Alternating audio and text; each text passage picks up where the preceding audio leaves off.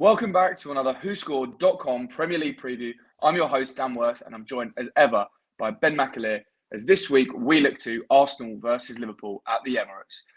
Ben, how's your week been? Yeah, pretty good. Champions League was fun in the week. Tottenham won last night, albeit playing terribly, but can't really complain. How about you? Yeah, not too bad. 2 wins this week for Reading, so a positive week and a very winnable game on Saturday. So yeah, not too bad. Let's jump straight in then and talk about someone who's not had a great week, and that is William Saliba, Mikel Arteta. Yeah, I mean, I guess they won in Champions League, didn't they? But yeah, they come into this game off the back of a 2-0 defeat to Bournemouth in the Premier League. Saliba, as I mentioned, was sent off and will miss the tie against Liverpool. It seems like a bit of a ridiculous question, but how much of a blow do you think that is for Arsenal? A couple of seasons ago would have been absolutely horrendous. They do have the cover. The only issue is that cover is now also probably injured. So you've lost Saliba to a ban, you've lost Calafiori to injury, you've lost Timber to injury. It's just they've suddenly gone from having this really watertight back line that were able to play so well together and so cohesive, no matter who was in or out, that you've lost 3 really key defenders. Admittedly, Calafiori hasn't played as much as Arsenal fans perhaps would have liked due to injury, but they've gone from having this really strong depth at the back to suddenly it's like, oh no, we had to play Thomas Partey at right back, and oh no, we had to wonder whether this plays Zinchenko or Kiwi or at left back. I mean, it's not quite Rob Holding levels of disaster, but their defence is suddenly looking pretty threadbare when they come up against this really impressive Liverpool side. Yeah, and I think you are spot on there with the impressive Liverpool side, and Liverpool are arguably the best attacking team in the league. Okay, probably maybe Man City do beat them, but they're definitely right up there. So it's not really a game, home or not, that you want to be coming into with a bit of a makeshift back four, particularly as you mentioned, if they are going to have to play Partey at right back, that is surely going to be music to the ears of the Liverpool front line as they look to win here and continue their really solid start. They're obviously top of the table at the moment, and under Slot, they just seem to be pretty fantastic across the board. We spoke last time actually about Liverpool's absentees, and obviously Alisson being out for a prolonged period, and since then Kelleher has come in and he's got 2 games under his belt. What do you make of him coming in? Because I know he was the WhoScored man of the match in the win over Leipzig in midweek, and we kind of predicted that he wouldn't actually be that much worse or make too much difference, and that kind of seems to have played out. Do you agree? Yeah, I mean, we saw last season that he came in for Alisson and did really well. It's not a surprise that the same has happened again. There's been no major changes in defence. They play, they play more of a controlled style of play under Slot than they did under Klopp, and it's not really that much of a surprise that they do look as just as solid with Kelleher back there as they did with Alisson. So they shouldn't be too worried about Alisson being out till after international break. Obviously, if they lose Kelleher now, then you will start to panic. But he's arguably the best backup goalkeeper in the Premier League, and one that deserves to be starting week in, week out, not playing second fiddle to Alisson and potentially third fiddle when Dashvili joins next summer. Yeah, absolutely. And another player that had a pretty good game against Red Bull Leipzig in midweek is Darwin Nunez, who obviously scored the only goal of the game. He is playing a slightly different role in the Liverpool squad under Slot. What do you make of that role that he's playing? And do you think he'll have an impact against Arsenal? I mean, he has an impact no matter what he does. He either plays absolutely terribly or he just causes absolute chaos, which is potentially why Slot isn't using him as regularly as some Darwin Nunez aficionados would want to see him play. He just brings chaos. He looks like one week he can't play football to save his life. The next week he looks, Ronaldo and Messi combined. I do like the fact that he came on against Chelsea and he made the difference for Liverpool, but not in terms of getting on the score sheet, but just really disrupting that Chelsea rhythm. He just seems to be like Arne Slot's enforcer. The fact that he's made more tackles than Declan Rice, more tackles than Andrew Konza, more than Mickey van der Ven. It kind of speaks volumes on how he's being used now under Slot. And while he probably would like that calmness still, having someone who looks more sort of a defensive striker, in the Firmino mould, is a bonus for Liverpool. I mean, would you be surprised if he's playing number 6? Probably not. Arne Slot pull out a play from the Eddie Howe playbook and put him in centre mid, like Joe Ellington style. I just think he's been really effective at what he's been asked to do, and that isn't a surprise just because of the sort of calibre of striker that he is. Yeah, I completely agree. Chaos is definitely the right word when talking about Darwin Nunez, and I think he's quite, as a neutral, as a non-Liverpool fan, I just think he's so fun to watch. Like, he's just chaotic, and like he's so spontaneous. You never know what he's going to do next, and I think that's such a good quality, as I say, as someone who doesn't support the team he plays for. Another of Liverpool's backline, I think I've said this already on a podcast that we did, that I find it very difficult to talk about Liverpool and not mention Mo Salah. So we're going to mention Mo Salah. And the question that I've got on this run sheet is Mo Salah the best right winger to have ever played in the Premier League? What do you reckon?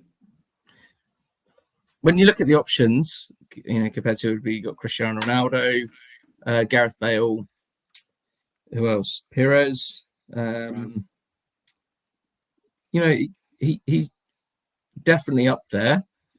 Potentially, he has a solid argument to be classed as the best right winger in the Premier League he's ever seen. You're always getting the consistency with Salah. He's going to be getting goals, he's going to be getting assists. Everyone thought maybe this, Klopp leaving would be the end of him, but he's been absolutely imperious on that front line for Liverpool. Even with Slot, bringing that element of control, the fact that there is more control there and less chaos probably suits Salah more now that he's 32, coming to 33 soon. And he's just so consistent. He's always been consistent in Liverpool shirt. I mean, few could have foreseen this happening when he was at Chelsea, and he looked hopelessly out of his depth. So in terms of, the best right wing in the Premier League, you're hard pressed to find any better, in my opinion. So yeah, I would say he is. Yeah, I struggle to disagree with you, to be perfectly honest. Like, he's been so good now for Liverpool for such a long period of time, in which most of the time that it's been happening, a lot of people, and myself included, have been like, he's going to drop off this season, I'm sure of it. He can't do this time and time again, and yet he still does. He's already scored 5 goals in the Premier League this season, and he's joined top for Liverpool. I saw his goal against Chelsea, I think, takes him 9th in the all-time Premier League goal scorers.